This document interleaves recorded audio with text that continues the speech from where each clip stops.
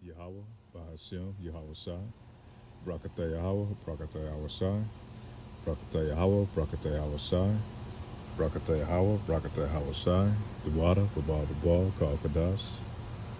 We give double honors to the elders and apostles of Great Millstone that's been out here teaching this truth. And all the Akim that's out here teaching this truth. Through the Spirit, I pray that this lesson be edifying to the hopeful elect. Revelations chapter 17, verse 3. So he carried me away in the spirit into the wilderness, and I saw a woman sit upon a scarlet-colored beast, full of names of blasphemy, having 7 heads and 10 horns. And the woman was arrayed in purple and scarlet color, and decked with gold and precious stones and pearls, having the golden cup in her hand, full of abominations and filthiness of her fornication. And upon her forehead was the name written, Babylon the Great, the mother of harlots and abominations of the earth. And I saw the woman drunken with the blood of the saints and with the blood of the martyrs of Yahushua. And when I saw her, I wondered with great admiration. And the angel said unto me, Wherefore didst thou marvel?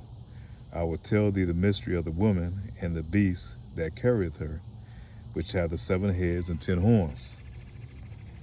So we go into the mystery Babylon the Great, and you kind of look that up, especially if you go into Google Dictionary and all these other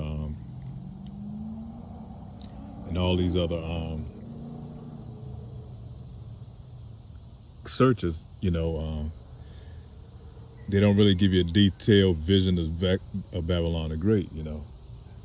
And what's crazy is when you try to research and look and find information on this,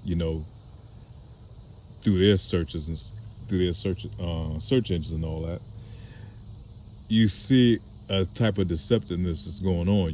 Like they're trying to hide who Babylon the Great is. They're trying to hide this whore. They throw so many distractions, to try to keep you from looking and digging any deep. They throw all kind of things out there. Babylon the Great is over in Iran and Iraq, one of those countries over there. It's just these distraction techniques that they use to kind of keep you off focusing on who Babylon the Great is. But through the Spirit and through the teachings of the elders, especially of GMS, they tell you who Babylon the Great is. Babylon the Great is the beast, this country right here.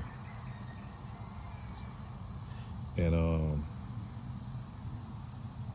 this is crazy, it's like somebody being in a lineup, especially when you look up like Edomite or Edom, they try to hide that. They do a lot of deceptive techniques to try to hide who these people are and who these nations are. And all throughout the Bible and the scriptures, it's letting you know who the wicked are. It's giving you character traits, it's giving you physical descriptions, it's giving you all this information. But you use these search engines and try to find these things out, they try to point you in a whole bunch of different directions to throw you off the trail. And like I was saying, it's like having somebody, you ever see them do the lineup when they got a convict, he's doing a lineup, you got all these other people that look kind of similar to him, maybe like 7 people in the lineup, but they tell you who the perpetrator is.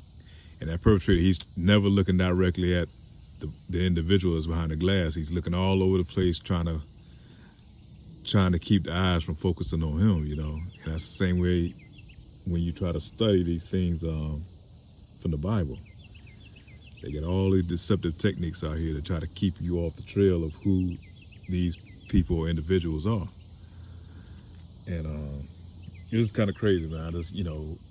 When I try to do research and try to find out, about a lot of these things that's written in the Bible. But through the Spirit, the Lord has, Yahushua has brought this on us, that the veil will be lifted off our eyes, and then we'll be able to see, His light is shining upon the earth, and all these dark hidden things, and will come to light. And now we're able to see and recognize who the devil is, and who Satan is, who Esau Edom is, who's Babylon the Great is, who's modern day Sodom and Gomorrah is, and all that's being revealed, and it's being called out. And you got to realize, like I say, we're in the book of Revelations now. We're in the end time, as they say in the game, the end game. So I'm going to read chapter 18 in Revelations. Well, Shalak, let me go back on that, because when the Apostle John was reading this, he was talking about, we talk about Babylon the Great. He said, and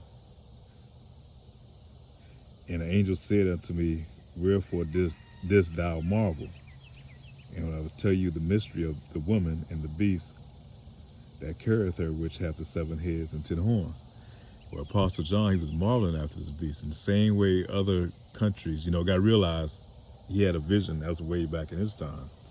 You're talking 2,000 years ago.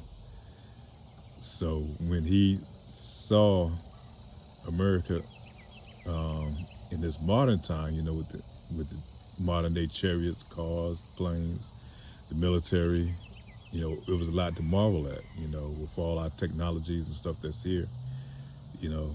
It's a lot for anybody, especially from that time. You to put them from that time to now, they would marvel at, the great accomplishments that are here. So, and angels tell them, don't marvel at that, there's nothing to be marveled, but he's going to reveal who the beast is. Okay.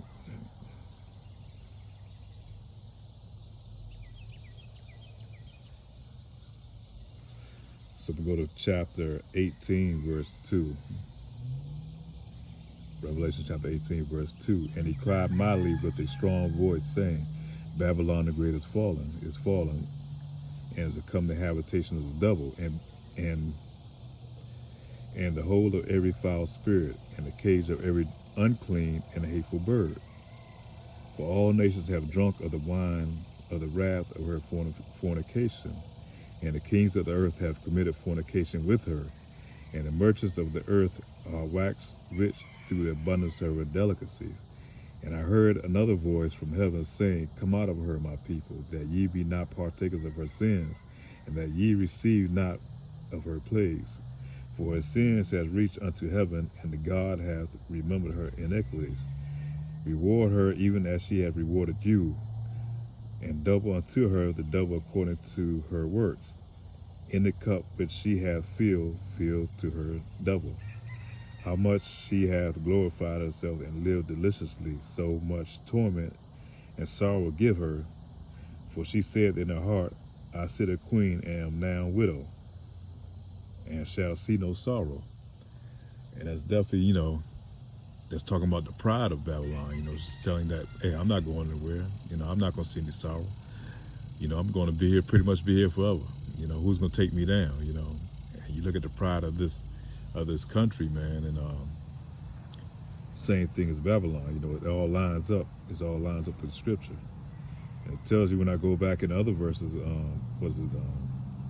chapter 17, verse 6, and I saw the woman drunken with the blood of the saints and with the blood of the martyrs of Yahushua. When I saw her, I wondered with great admiration. And it's telling you about, she's throughout history, she has definitely killed many of the saints, and she's drunken with the blood of the saints. And all nations, in Revelation 18, chapter 3, for all nations have drunk of the wine and wrath of her fornication, and the kings of the earth have committed fornication with her. And the merchants of the earth are waxed rich through abundance of her delicacies. You got to realize all these other countries, man, have have become impoverished by Babylon, but their kings have become enriched through her. You know, so the kings of these other countries have definitely been lavishly become rich through Babylon, through trading and through trading throughout these countries for resources and things of that nature.